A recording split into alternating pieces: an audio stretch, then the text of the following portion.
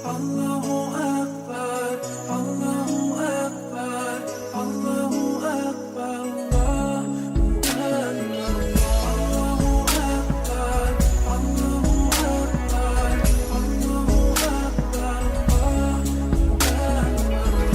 If you ask me about love and wanna know about it, my answer will be it's everything about Allah, the pure love to our souls, the creator of you and me, the heavens and the whole universe, the one that made us whole and free, the guardian of his true believers. So when the time gets hard, there's no way to turn, as it promised he will always. Muka surat 538. Bismillahirrahmanirrahim. Assalamualaikum warahmatullahi ta'ala wabarakatuh.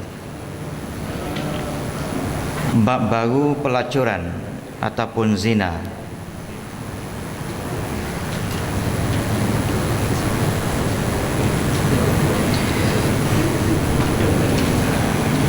Abu Lais As-Samarkandi meriwayatkan dengan sanadnya dari Abu Hurairah dan Zaid bin Khalid radhiyallahu taala anhu. Keduanya berkata, yang bermaksud ada dua orang mengadu kepada Nabi sallallahu alaihi wasallam dan berkata yang satu, "Ya Rasulullah, putuskan di antara kami menurut kitab Allah." Lalu yang kedua berkata, sedang ia lebih mengerti dari yang pertama, "Benar ya Rasulullah, putuskan di antara kami menurut kitab Allah dan izinkan aku akan bercakap." Nabi bersabda, "Bercakaplah." Lalu ia berkata, "Sebenarnya puteraku bekerja pada orang ini sebagai pelayan. Lalu ia berzina dengan isterinya. Maka orang-orang memberitahu bahawa puteraku terkena hukum rejam. Maka saya tebus hukuman itu dengan 100 kambing dan 1 budak wanita. Kemudian saya tanya pada orang-orang ahli ilmu. Mereka memberitahu kepadaku bahawa puteraku hanya terkena hukum dera 100 kali dan diasingkan 1 tahun, dibuang daerah. Sedang isteri orang itu terkena hukum rejam. Maka sabda Nabi SAW, "Demi Allah yang jiwaku ada di tangannya, saya akan putuskan di antara kamu berdua dengan kitab Allah. Adapun kambing dan budak wanitamu itu maka harus dikembalikan. Sedang puteramu terkena hukum dera 100 dan diasingkan 1 dirham, 1 tahun." Lalu Nabi SAW menyuruh Unais Al-Aslami, "Pergilah ke rumah isteri orang ini dan tanya kepadanya. Jika ia mengakui berzina, maka rejamlah." Maka setelah ditanya oleh Unais dan mengakui, langsung direjam. Di dalam hadis ini nyata Nabi SAW telah menjelaskan hukum zina bahawa pelacur lelaki atau wanita jika belum kahwin terkena hukum pukulan dera 100 kali, sebagaimana yang tersebut di dalam ayat Al-Quran surah An-Nur ayat 2, "Az-zaniyatu waz-zani fajlidu kulla wahidin minhuma mi'ata jaldah wa la ta'khudhukum bihima ra'fatun fi dinillah in kuntum tu'minuna billahi wal yawmil akhir wal yashhad 'adzabahuma ta'ifatun minal mu'minin."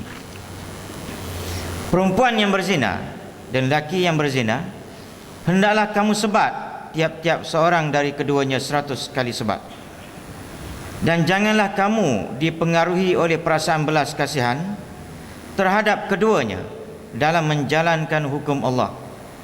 jika benar kamu beriman kepada Allah dan hari akhirat, dan hendaklah disaksikan hukuman seksa yang dikenakan kepada mereka itu oleh sekumpulan daripada orang-orang yang beriman. Ini cerita zaman Nabi. Dia ada dua orang lelaki datang jumpa Nabi, ya. Dan berkata lelaki tersebut kepada Nabi SAW, salah seorang dia kata, ya Rasulullah, dia kata tolong putuskan di antara kami ini menurut kitab Allah, ya.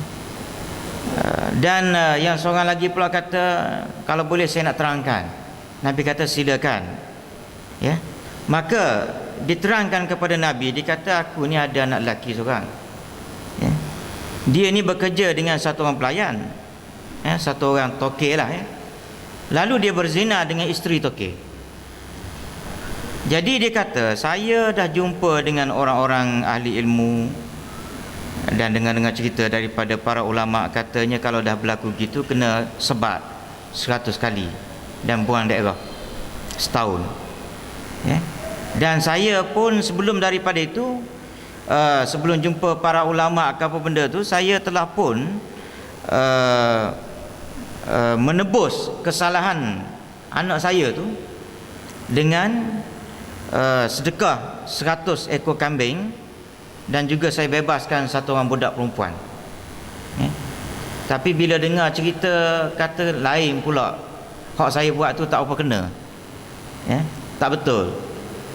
Sepatutnya hukuman kepada anak lelaki saya itu ialah kena sebat. Jadi nak tanyalah kepada engkau lah ya Rasulullah, ya, macam mana nak buat, ya. Maka Nabi pun dia kata tak apa, aku akan laksanakan apa yang telah pun diputuskan di dalam kitab Allah. Maka dia kata, hak mana engkau bagi 100 ekor kambing tu dan bebaskan budak tu, dia kata tak apa, itu cancel balik, itu tak pakai. Hak pakainya anak engkau tu kena sebat 100 kali dan buang daerah setahun. Ada pun hak perempuan tu, Nabi kata apa dia? Disuruh Unais, satu orang sahabat Nabi yang lain, dia kata pergilah rumah perempuan tu, hak berzina tu, tanya dia, kalau dia ngaku baru kita buka fail. Cerita agama ni mudah, ya. Ya, dah tak ada saksi, tanya dia ngaku ke tak, ya. Okey, kalau dia ngaku kita buka fail, kita laksanakan hukuman. Pergi tanya orang perempuan tu hebat dia, tuan-tuan. Ini zaman dulu punya cerita lah. Dia ngaku, dia kata memang dia berzina. Oleh kerana perempuan itu telah pun berkahwin, maka hukuman kepada orang lelaki ataupun perempuan yang dah berkahwin tetapi berzina, hukumannya ialah rejam. Maka Nabi melaksanakan hukuman rejam tersebut kepada perempuan yang mengaku tadi, ya.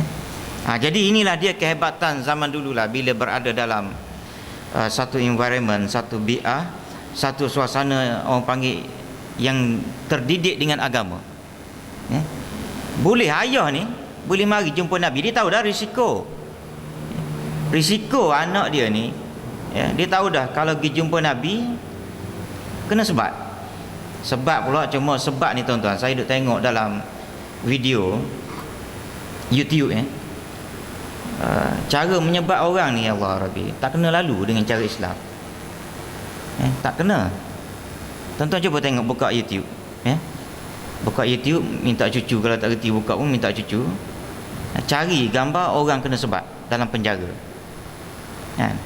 Cara dia angkat tu nampak ketiak dah, memang tak betul dah, ya. Sebat itu nak mati orang, nak seksa orang. Kita sebat dalam Islam, sebat nak ajar dan nak menakutkan orang. Orang bunyi sebat tu pun takut dah, kan? Apatah lagi bila orang tengok, ya. Bunyi sebat tu takut dah. Jadi cara Islamnya antaranya ialah tak boleh angkat, tak nampak ketiak, biar tangan je duduk libas.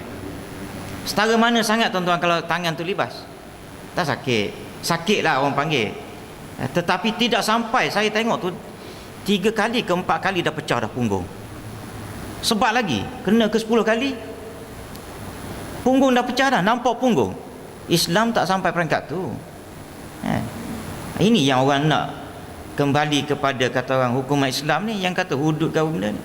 Benda ni kalau cerita kapasing pun suka, kan? Kalau cerita kepada orang kafir pun suka ni. Tapi masalahnya orang Islam sendiri yang tak nak kepada benda ni. Orang kafir dia ingat ke bila sebuah hukum hudud ni Allah seksa? Sebab dia dah bayang hukuman hal ni pun, hal sebab yang ada sekarang ni pun seksa dah. Ini nak buat hukuman Islam hak 100. Kan? Lagi seksa dia fikir. Padahal 100 tak ada benda pun. Cara hukum tu tunjuklah. Kapasing ke siapa orang-orang yang menentang. Kan? Kenapa tak tunjuk demo? Ini dia. Kalau kami buat Islam, inilah dia. Ya. Jadi walaupun begitu tuan-tuan, hebat orang dulu, ini pendidikan.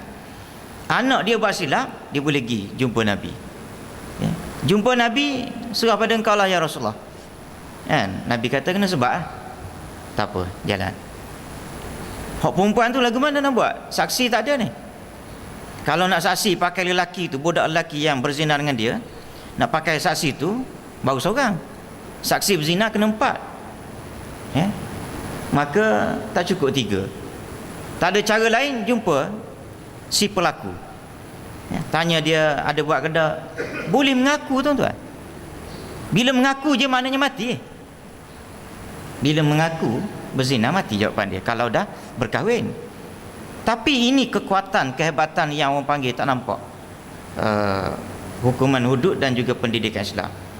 Ya, maknanya nak buat hudud ke apa benda ni kena cerita juga ke orang. Tak adalah bila katalah maknanya ada berasa nak buat lah, Perdana Menteri kata.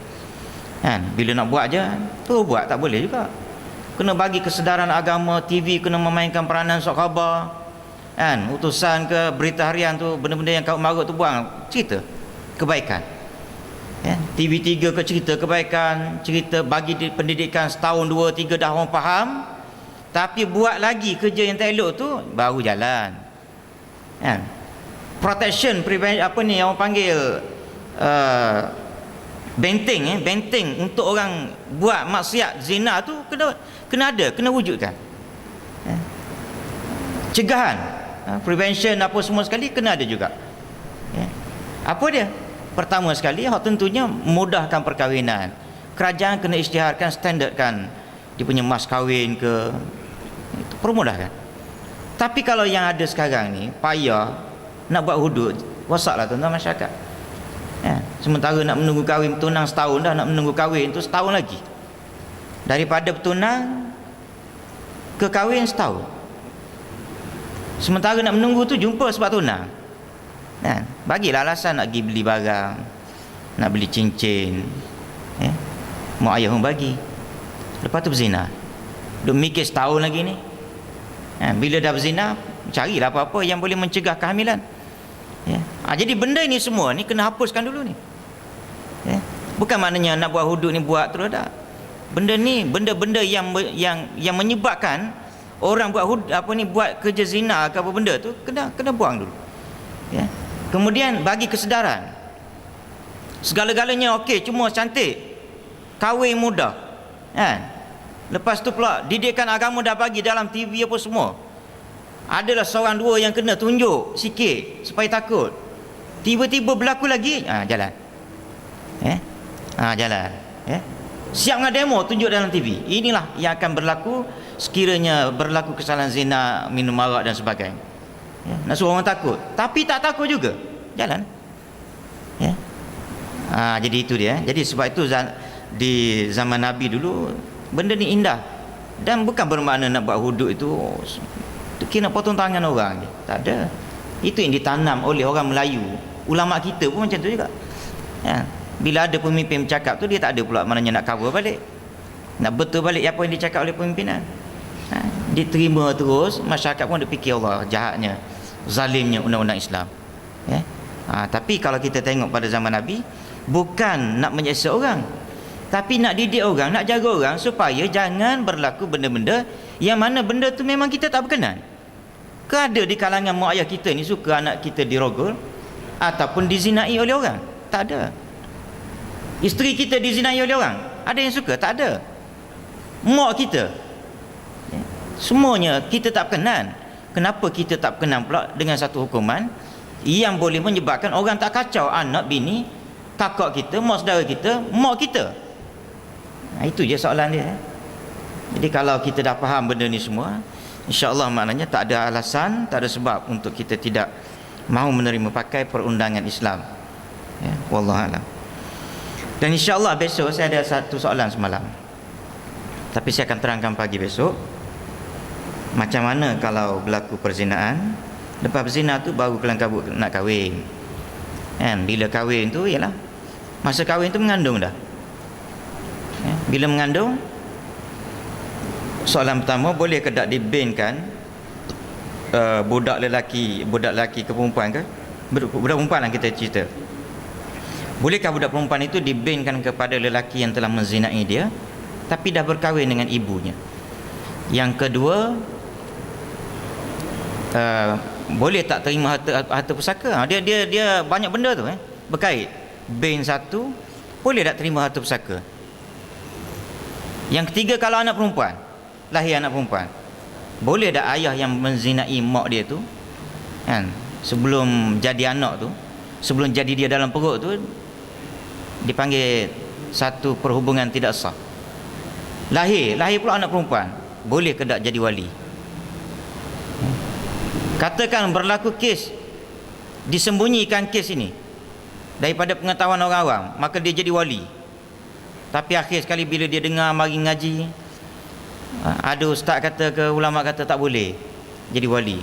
Bagaimana dengan anak perempuan yang dah berkahwin tu? Keluar anak dah kawan tu pun. InsyaAllah saya akan terangkan besok.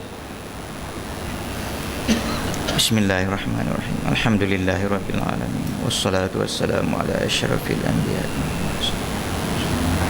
Allahumma ighfir lana dzunubana wa liwalidina warhamhum kama wa li jami'il muslimina wal muslimat al ahya minhum wal amwat. Allahumma ja'alna minal ladzina yastami'una al qawla fayattabi'una. Sallallahu alaihi wasallam. Alhamdulillah.